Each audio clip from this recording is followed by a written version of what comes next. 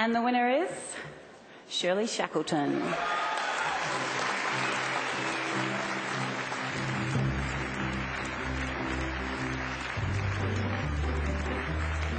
When her husband Greg was killed while reporting in Balibo in 1975, Shirley Shackleton began an accidental career as a human rights activist. Shackleton traces her journey in the circle of silence. At times of brutal self-assessment that evolves from self-pity and grief to a campaign to raise public awareness about the ongoing atrocities faced by the people of East Timor.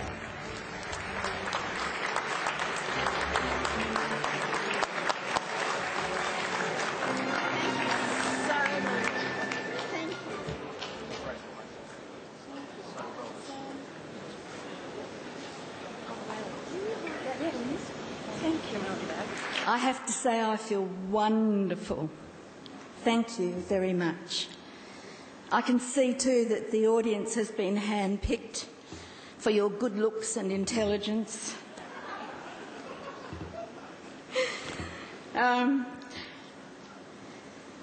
This is an incredibly important chapter in my life, as was the publication of the book. And of course, anything like this is a collaboration. So I have to thank people I will probably never meet, people who work for the publisher Murdoch Books or Pier 9, and for the judges. I wish I knew who they were, because whoever voted for me, I love you. As the bishop said to the actress, I don't know who you are, but you've done me a power of good.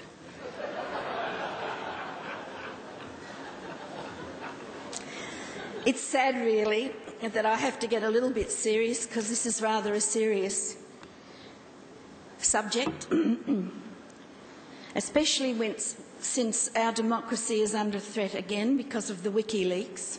Thank goodness I didn't say Licky Weeks. I've been saying that all day. In that, the Balibo Five and we families have received not one shred of decency over the lies that are still circulating by governments successive since 1975 who condoned the Fives' murders, all because of trade. I have to tell you that I went to Indonesia this year to appear on behalf of the film Balibo, which has been banned up there. And while I was there, I went to see the grave. I did know that it had been moved secretly in 1979. No one else in Indonesia knew, and I don't think very many people in Australia knew. I was amazed when I arrived there, and I managed to have questions asked at the consulate in Indonesia. And a woman who was there as a spokesperson, I won't mention her name, actually claimed that for many, many years they've been paying someone to look after the grave. When I got there, I said to myself, didn't they notice that the headstone and the protecting slab are no longer there? They're missing, like the journalists. They've been stolen. We've got this nasty little wooden cross. And this graveyard was moved secretly, and no questions have ever been asked. I want to know who gave permission. That grave is a crime scene. And I have to admit too that every time I come to something like this with journalists, I get the creeps. Because since the journalists were murdered in Balibo and then Roger East a few weeks later, murdered in cold blood, journalists have been easily picked off. You're all in danger when you go to work in the field. And what I think is, who's next? Who's next?